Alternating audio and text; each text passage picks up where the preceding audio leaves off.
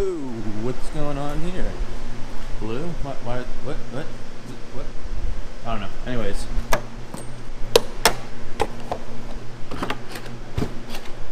Welcome back to the Tesla. Welcome back to Tesla Talk Tuesday. And more importantly, why is that e-tron always blue? Is that just like a normal thing? Like, if anybody knows, comment below. I just don't really quite understand. Or does it have like trouble staying? Maybe like our chargers are not great and it's like come loose and it's not staying charging? I don't know. Either way, let's get out of this garage.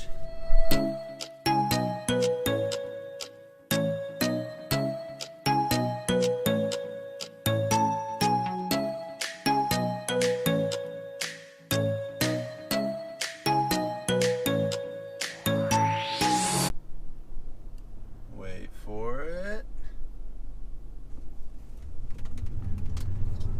Woo! Careful though, not too fast. You don't want to go too fast. You know, you gotta be cognizant of others around you. Also, there's a Tesla behind me.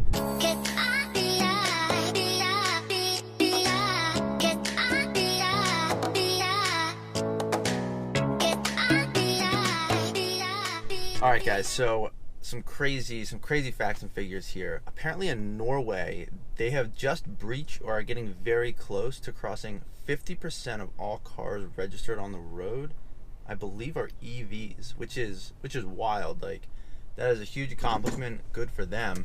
But the other thing I'll say is that in June alone, Teslas accounted for roughly almost 25% of all vehicles sold. Not just EVs, but all vehicles. That's pretty crazy too. So just in June, they delivered like 24 point some percentage of all vehicles sold. And I think overall, Tesla accounts for a little over 16% of either vehicles or electric vehicles or both. I'm not really sure, but either way, it is some pretty impressive numbers.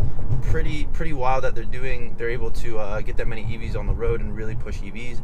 I don't know what their EV incentives are over there, but I know that their charging infrastructure, I'm pretty sure I saw like a video once, and well, needless to say, because of the high percentage of Teslas being sold there, when you walk around, almost every other vehicle you see is a Tesla, if not more than that.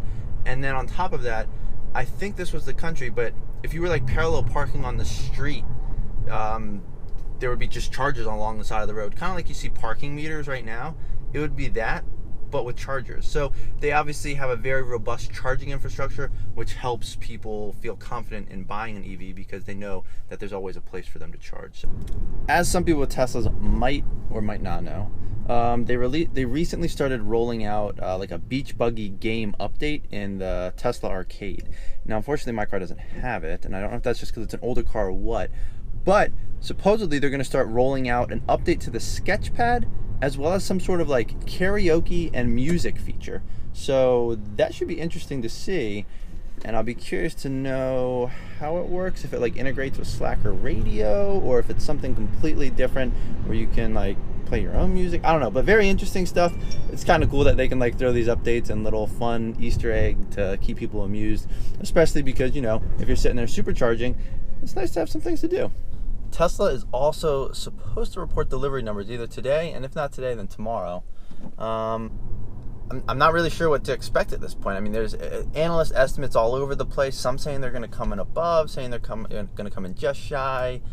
But either way, it seems like there's zero demand problems. It's apparently the bottleneck is the fact that people are ordering cars and then they have troubles moving them, because obviously they're making them all in, you know, a couple places in California, Nevada or whatever, and then they have to move them all over the country for people that are taking deliveries. So that's apparently the bottleneck. It's just moving the cars around. So even if deliveries are a little shy, I'm hoping the stock will still do well.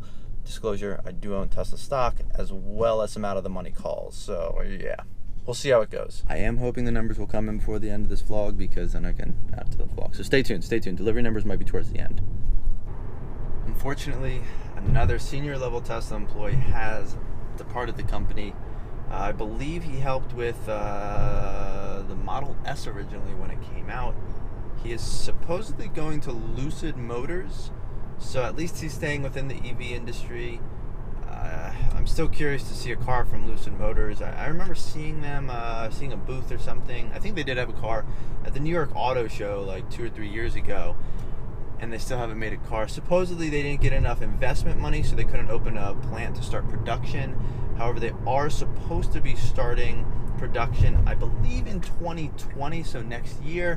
That's based on a $1 billion investment from some Saudi Arabian investment fund or family or person. I don't know. But either way, very curious to see what their cars look like and, well, what the Tesla exec will do there. I mean, at least he's still contributing to the EV market, and I hope that we see more good things in this space. I'd love to see other cars with similar performance to Tesla at a similar price and still have a good charging infrastructure. It's hard to get all of that. It's just they're really nailing it. So yeah. Anyways, more to come.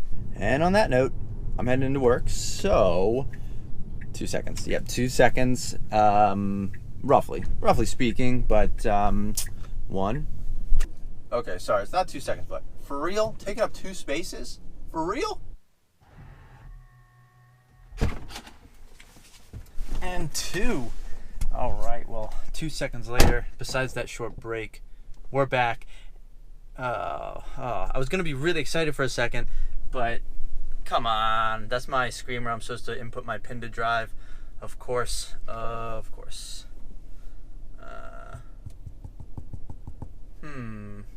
we got some numbers. Okay, let's see if we can delete. All right, ready? We're going to go for it.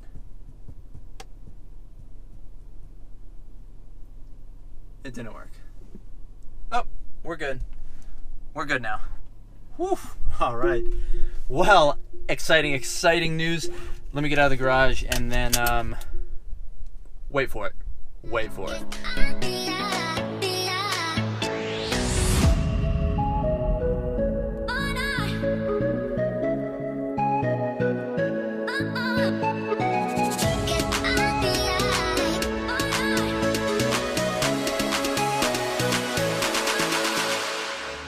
Classic traffic jam. Ah, there we go.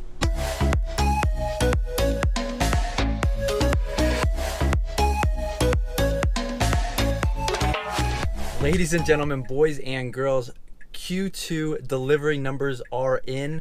They reported 95,200 deliveries, so well above analyst expectations. The most deliveries in a quarter ever. Q3 last year in 2018 was like 91,700, something like that. Anyways, 95,200 clearly beat that. I think guidance that Tesla gave was like 90,000 to 100,000, so they came in above the midway point, well above analyst estimates. This is awesome, great news. They are up 7% after hours, at least when I just checked like a minute ago. They're up 16 points, $240 a share. Again, this is after hours trading, so you know, less liquidity, but tomorrow when the market is open, you're probably going to get a little bit of a short squeeze. Sorry about the messages. You're going to get a bit of a short squeeze, so hopefully the stock will go even higher. Disclaimer, I do own Tesla stock. I also did buy some Tesla calls Thursday of last week, Wednesday or Thursday of last week, something like that. I think like the 250, 260, and 270 strike. We'll see how those play out. But this is awesome. So the phenomenal delivery. My bad. Are they done? Oh, 1 second. Wait for it.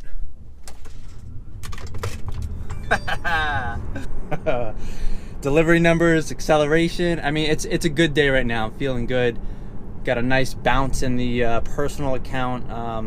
Yeah, but delivery numbers, I mean, it's fantastic. Oh, phone call. Sorry, be right back. Well, I'm pretty excited about the Tesla stock jump, so I'm pretty much just going to call it here. If you guys are enjoying the content, please consider liking and subscribing. Check out the Tesla stock because it is up about 7% plus after hours. So I'm pretty pumped about that. But either way, delivery numbers are fantastic.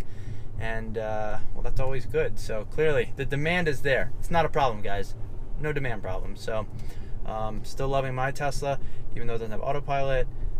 But either way, it also doesn't have beach buggy. So whatever. Anyways, guys, that's going to be it for today. So thanks for watching.